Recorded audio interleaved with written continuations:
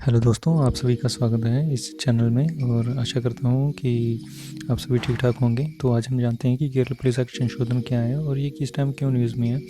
तो यहाँ पर जो केरल पुलिस एक्ट संशोधन के द्वारा जो केरल गवर्नमेंट है वो क्या करना चाहती थी, तो केरल गवर्नमेंट जो है वो धारा 118 को यहाँ पर लाना चाहती थी। तो इसको लाने से क्या होता था कि 118 को लाना चाहती थी। इसके लाने से जो होना था वो जो केरल पुलिस है उसको कुछ अधिक राइट मिलने थे, जिसके माध्यम से अगर कोई भी व्यक्ति सोशल मीडिया या अन्य किसी कम्युनिकेशन के माध्यम से उत्पीड़न करता है तो उस पर 5 साल तक की जो थी सज़ा और 10,000 रुपये तक का जुर्माना लाने का जो तो प्रावधान था।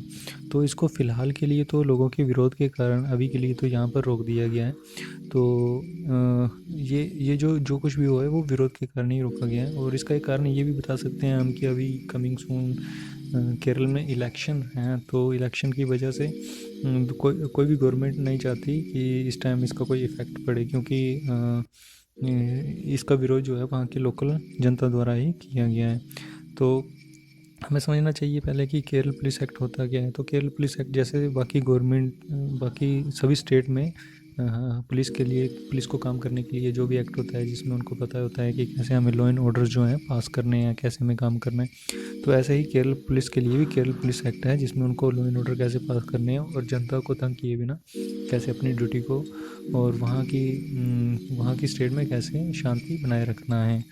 तो इसके लिए हम थोड़ी सी हिस्ट्री पे चलते हैं इसको समझने के लिए, जिसमें हम देखते हैं धारा 188 डी और 66 ए क्या थी।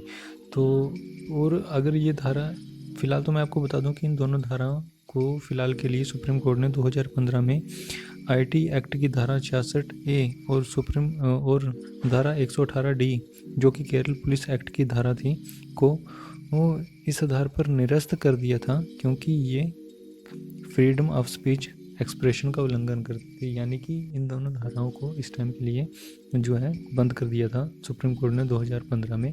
यहाँ पर एक केस आया था श्रेया सिंगला केस, उसके तहत धारा 66 ए को बंद कर दिया था और इसका रीज़न बताया गया था क्योंकि यह अभिव्यक्ति की आज़ादी के विरुद्ध है। तो हमें पहले देखते हैं कि ये धाराएं क्या बोलती थी। ये धारा थी 188 डी के तहत अगर कोई भी व्यक्ति किसी दूसरे व्यक्ति को उत्पीड़न करता है किसी भी इलेक्ट्रॉनिक डिवाइस के द्वारा, तो उसके लिए उसको 3 साल तक की सज़ा या फिर जुर्माना होना था या फिर जो थी दोनों चीज़ें होनी थी। और सेम जो थी 66 ए, ये जो था एक आईटी एक्ट था। इसके द्वारा भी अगर हम कोई भी व्यक्ति ऐसा कोई भी करता है अश्लील या आपत्तिजनक कोई भी पोस्ट करता है जिससे दूसरे व्यक्ति का कोई लॉस होता है, तो उसके लिए भी 3 साल तक की सज़ा और जुर्माना था। यानी कि उसको सज़ा भी हो सकती थी और कुछ जो थी पेनल्टी भी लग सकती थी। तो ये दोनों चीज़ों को 2015 में सरकार ने जो था निरस्त कर दिया था। तो अगर गवर्नमेंट ने उस टाइम इसको निरस्त कर दिया था तो अब स्टेट गवर्नमेंट इसको क्यों लेना चाहती थी। तो इसको लाने का जो रीज़न था, जो स्टेट ने बताया इस टाइम के जो केरल गवर्नमेंट है उसका कहना है कि अभी कुछ टाइम पहले जब कोरोना टाइम था तो कैसे किसी एक धर्म को टारगेट किया गया था, जिससे बताया जाता था कि वो कोरोना फैला रहा है या वो नहीं फैला रहा। तो कुछ तो रिपोर्टें सच्ची भी होती हैं, कई बार सोशल मीडिया के ज़रिए काफ़ी हेल्प की जा सकती है या फिर उनका पता लगने से ये भी हुआ कि वहाँ पर जाके गवर्नमेंट ने उसे रोका। बट कई बार अफवाह फैलाने से कुछ दंगे फसाद होने का भी डर रहता है, तो लोग अफवाह ना फैलाएं। इसको देखते हुए स्टेट गवर्नमेंट चाहती थी कि ये एक्ट आए जिससे लोगों के अंदर डर हो।